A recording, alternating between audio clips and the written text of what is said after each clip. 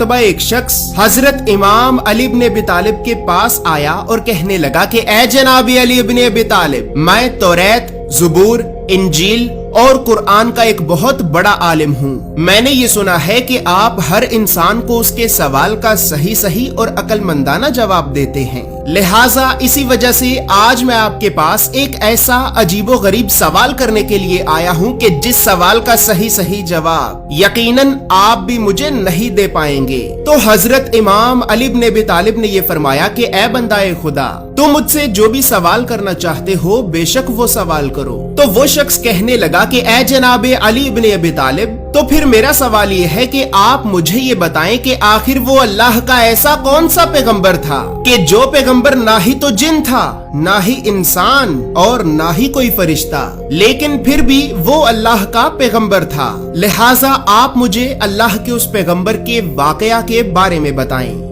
तो हजरत इमाम अली इब्न अबी तालिब ने ये फरमाया कि ए बंदाए खुदा, ठीक है, आज मैं तुम्हें अल्लाह के उस पैगंबर का वाकया सुनाता हूँ कि जो पैगंबर ना ही तो जिन था, ना ही इंसान और ना ही कोई फरिश्ता, लेकिन यकीनन फिर भी वो अल्लाह का पैगंबर था। बस फिर अब हजरत इमाम अली इब्न अबी तालिब ने ये फरमाया कि ए बंदाए खुदा, तो फिर अब तुम अल्लाह के उस पैगंबर का ये वाकया जान लो कि जब अल्लाह ने हजरत आदम अलैहिस्सलाम के दो बेटों काबिल और हाबिल में से किसी एक बेटे को आपका खलीफा मुकर्रर करना चाहा, तो खलीफा मुकर्रर करने के लिए अल्लाह ने आदम को ये हुक्म दिया कि ऐ आदम, तेरे परवरदिगार का ये इरादा है कि वो तेरे इन दोनों बेटों काबिल और हाबिल में से किसी एक बेटे को तेरा खलीफा मुकर्रर करेगा। लिहाजा तुम अपने इन दोनों बेटों से ये कह दो कि वो अपनी सबसे खास और कीमती चीज को कुर्बानी के तौर पर अल्लाह की बारगाह में पेश करें। बस जिसकी कुर्बानी को आसमान से आग आकर जला देगी तो अल्लाह उसकी कुर्बानी को कबूल करेगा।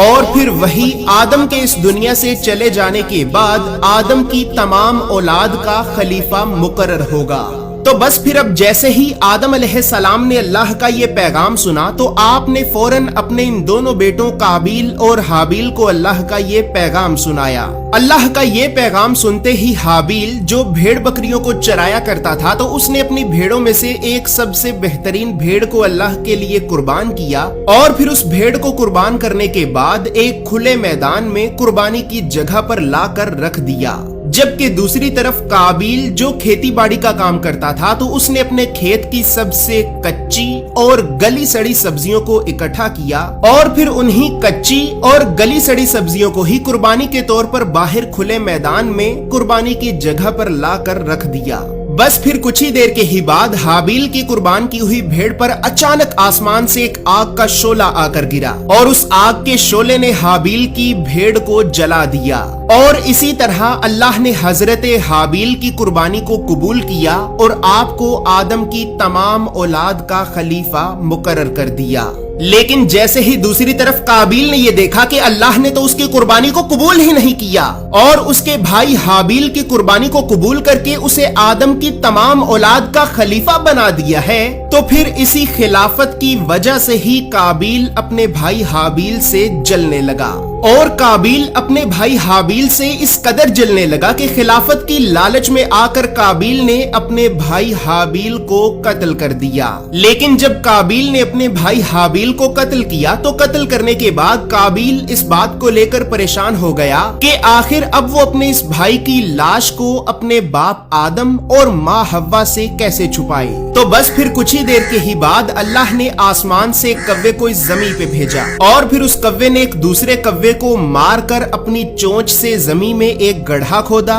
और फिर उस गड्ढे को खोदने के बाद आसमान से आए हुए कव्वे ने उस मरे हुए कव्वे को उस गड्ढे में दफना दिया। बस जैसे ही काबिल ने इस कव्वे को देखा कि इस कव्वे ने तो दूसरे मरे हुए कव्वे को जमीन में गड्ढा खोदकर जमीन में ही दफना दिया है, तो फिर काबिल ने भी अपने भाई हाबिल की लाश को छुपाने के लिए बिल्कुल उसी कव्वे की तरह ही जमीन में एक गड्ढा खोदा और फिर जमीन में गड्ढा खोदने के बाद काबिल ने भी अपने भाई हाबिल की लाश को उस गड्ढे में दफना दिया। और ए बंदाए खुदा, अब जान लो कि अल्लाह ने ये जो कव्वा आसमान से इस जमीन पे भेजा था, तो यही कव्वा अल्लाह का वो पैगंबर है कि जो पैगंबर ना ही तो जिन था, ना ही इंसान और ना ही कोई फरिश्ता, लेकिन फिर भी ये अल्लाह का पैगंबर था। دوستو اس شخص نے حضرت امام علی بن ابی طالب سے یہ جو سوال کیا تھا تو یہ سوال بحار الانوار کے والیوم نمبر 10 میں اور والیوم نمبر 31 میں موجود ہے۔ بحار الانوار کے علاوہ اسی سوال کا ہی ایک طریق آج سے 800 سال پہلے لکھی گئی احادیث کی ایک کتاب الاحتجاج الطبرسی میں بھی واضح طور پر موجود ہے۔ تو بس پھر اب جیسے ہی اس شخص نے یہ دیکھا کہ حضرت امام علی بن ابی طالب نے تو اسے اس کے سوال کا صحیح جواب دے دیا ہے، تو پھر وہ شخص بھی کہنے لگا کہ بے شک اللہ کے رسول نے یہ سچ فرمایا تھا کہ میں علم کا شہر ہوں اور علی اس کا دروازہ ہے۔ یقیناً جسے علم حاصل کرنا ہو تو وہ علی سے علم حاصل کرے۔